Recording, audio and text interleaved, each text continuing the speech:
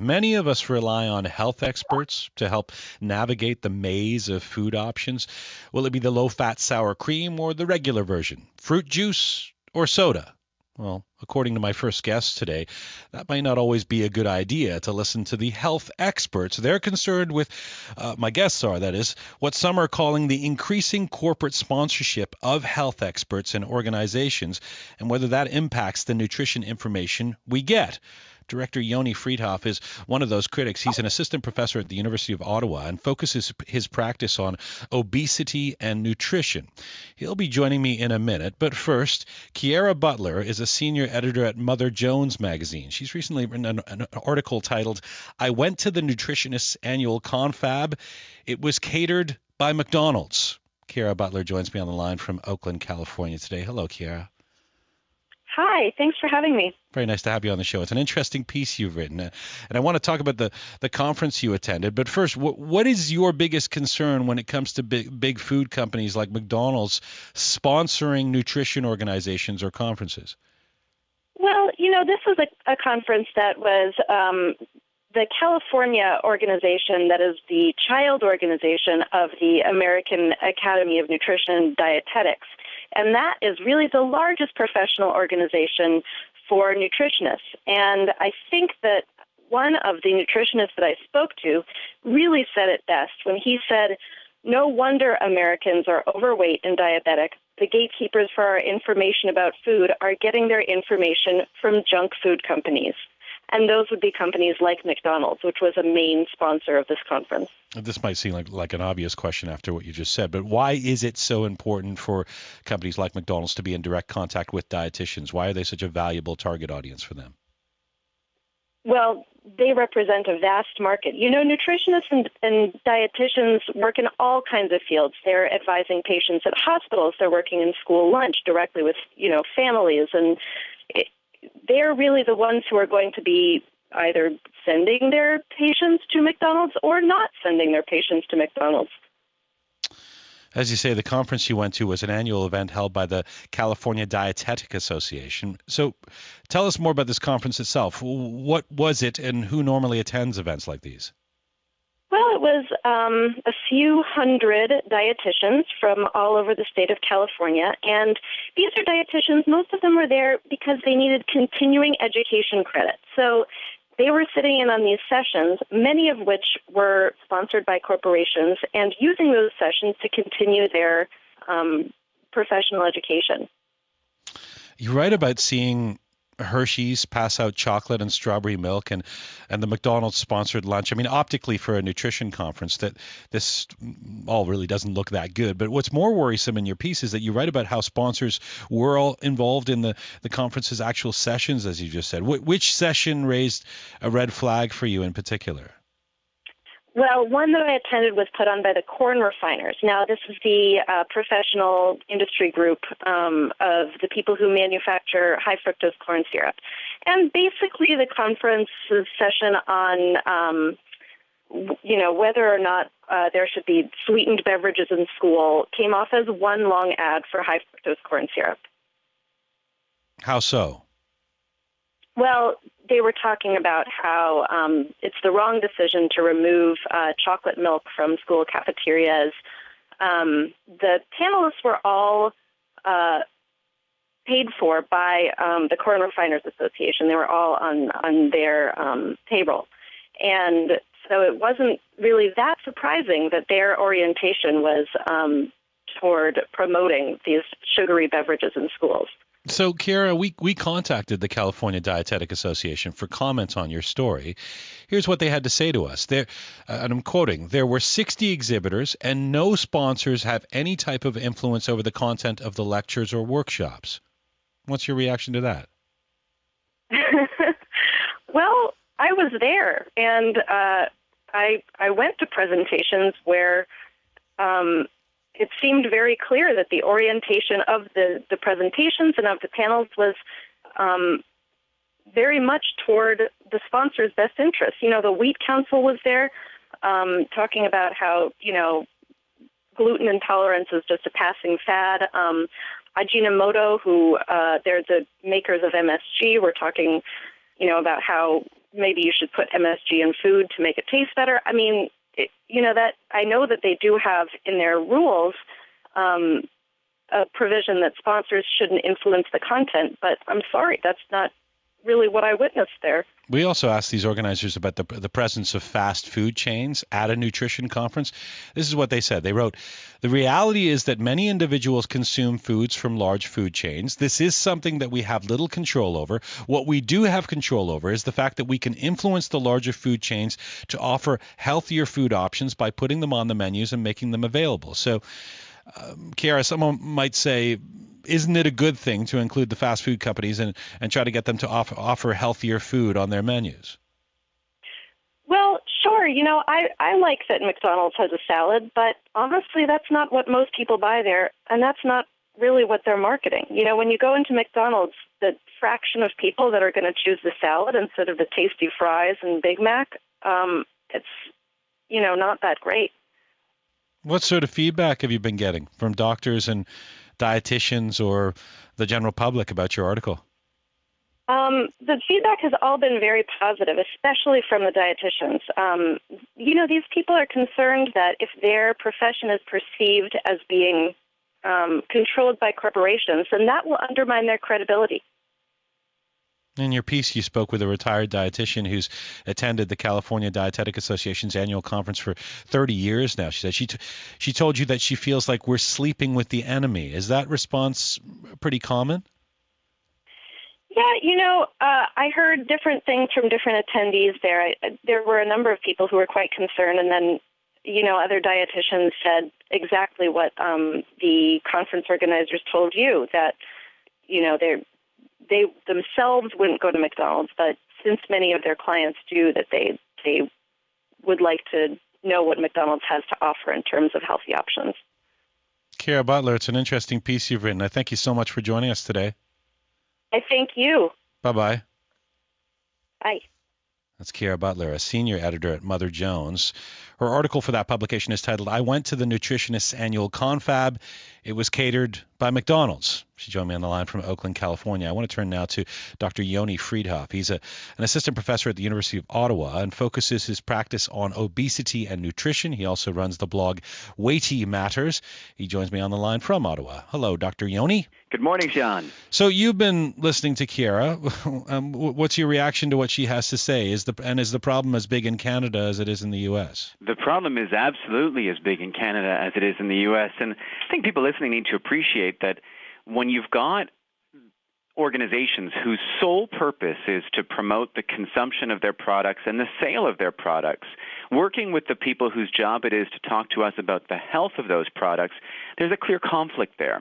And while sometimes people will say, well, we need to include these people too because we have to make sure we need to get these healthy items on the menu, the fact of the matter is studies on the use of healthy items on menus would suggest that, in fact, those items on menus may backfire.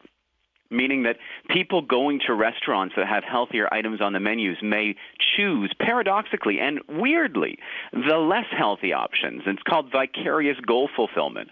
But furthermore, just because you've got a salad on your menu doesn't make your menu healthful. And McDonald's is a great example. 2% of their sales are salads. I mean, fast food is about fast.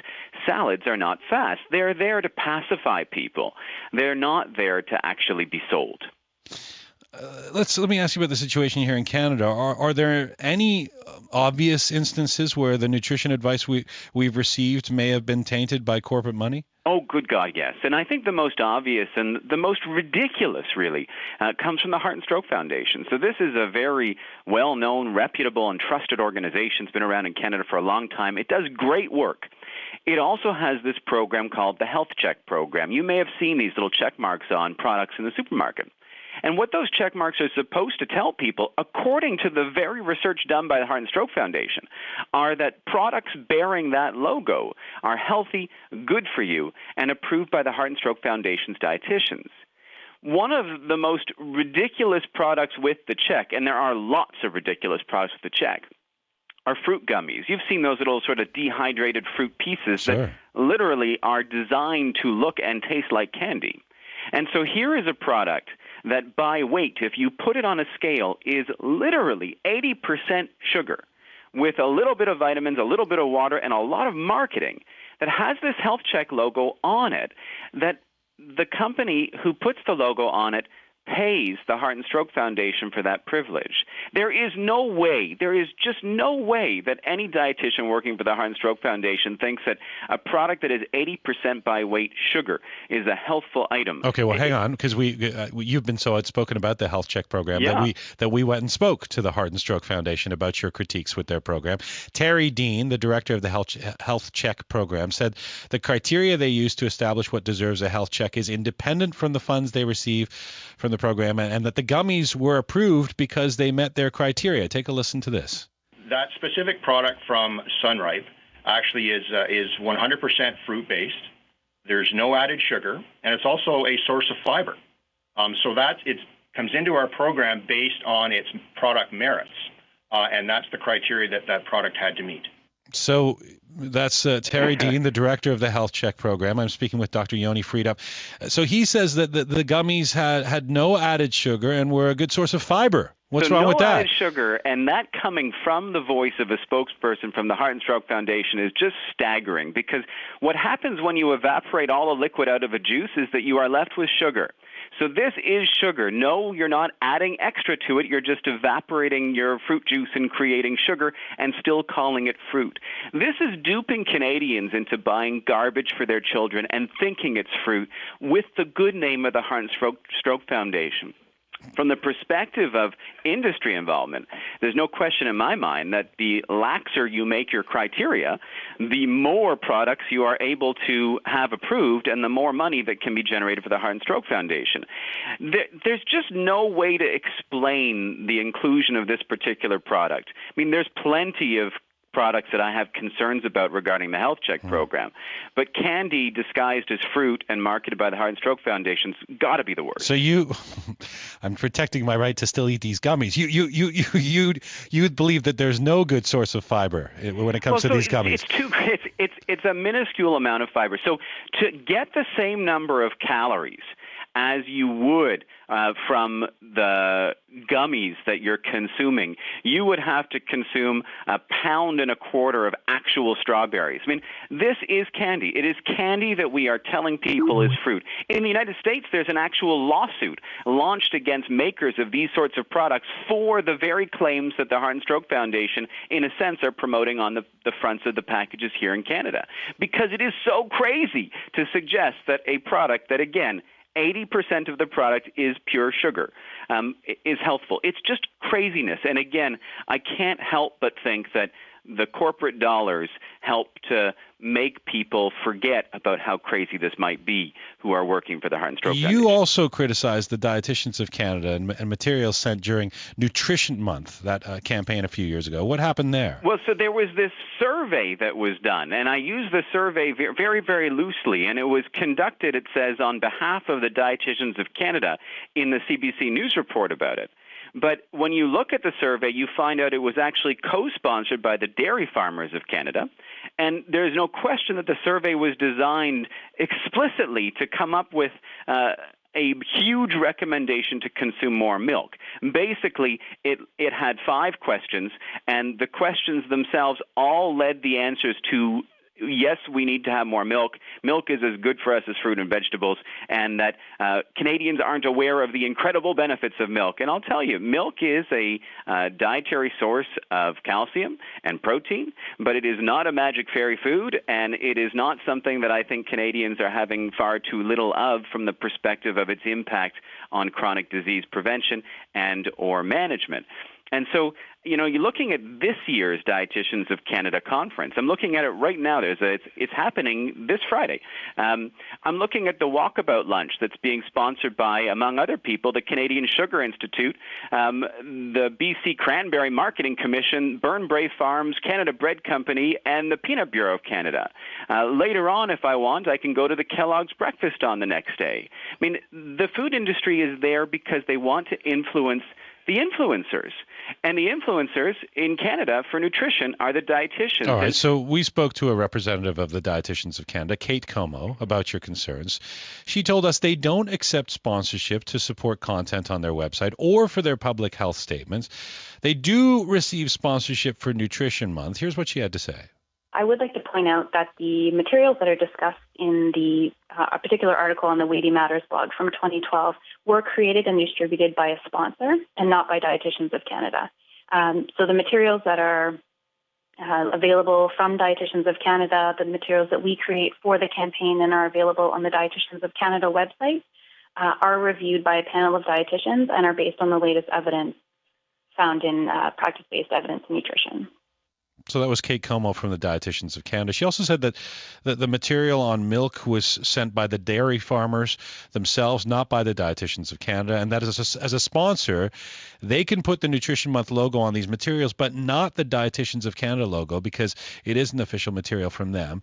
So she's making a distinction there. How do you respond to that? Oh, I mean, I think this is all just smoke and mirrors. At the end of the day, the food industry is paying a lot of money to be an influencer to Canada's dietitians. And they say that the person in the relationship who cares the least has the most power. If we're talking about public health, and at the table are the dietitians of Canada and the food industry, there's no doubt in my mind who cares the least about Canada's health. It's the food industry. And by being there and by being involved and by giving money to the dietitians, not only do they get access clearly with email lists and who knows what else to the dietitians, but they also influence the ability of the dietitians of Canada to actually speak forcefully about issues because it necessitates compromised messaging and diluted public health recommendations. And that's really a shame in a country where diet and weight-related illness are the number one preventable causes of death. It is a tough one, right? I mean, it's easy. Well, I'm sure that what you're saying today and what Kiara Butler also said is going to resonate for a lot of people. A lot of people have a lot of concerns about corporate messaging when in all kinds of realms in society, but it's specifically to do with our food as well. But throughout these interviews, we've been questioning trusted sources of nutrition advice. So where exactly should we be getting that advice? I mean, who can we trust in your view if it's not the dietitians or bodies that are supposed to be giving us the healthiest advice possible? I wish I had a great resource to point everybody to. I mean, it's a really sad state of affairs. What's sadder still is that both in the United States and in Canada, the amount of money generated by the food industry sponsorship of Dietitians of Canada and the American version of the Dietitians of Canada in the States, it's small. It's small in the sense that if the membership rates were raised between $20 and $50, there would be no need for them anymore. And I'll tell you, working with a lot of dietitians and interacting with a huge number of them too, I think many dietitians, especially the ones who aren't getting paid by the food industry one way or the other, are really quite appalled by this very close and cozy relationship that probably is not in their patients' best interests. Dr. Yoni Friedhoff, it's good to have you on the program. Thanks for this. Pleasure. Bye-bye. Bye. Yoni Friedhoff is an assistant professor at the University of Ottawa. His practice focuses on obesity and nutrition. He was joining me on the line there from Ottawa earlier. Kiara Butler joined me on the line from Oakland. Curious to get your thoughts on this, Q audience. How concerned are you with the increasing corporate sponsorship of health experts and organizations and whether that impacts the nutrition information that we get? q@cbc.ca. You can find me on Twitter at Jian Ghomeshi, or go to our blog, cbc.ca/q, where we'll have this conversation and the space there for comments as well. Check it out. When Q continues, Jesse Eisenberg and Richard Iowati join me to talk about their film The Double, a darkly comedic look at a meek introvert whose life is shaken up when he meets his charismatic doppelganger. Jesse Eisenberg is pretty remarkable in this film. q@cbc.ca, Twitter, Jian Ghomeshi. Back with your letter of the day as well. Stick around.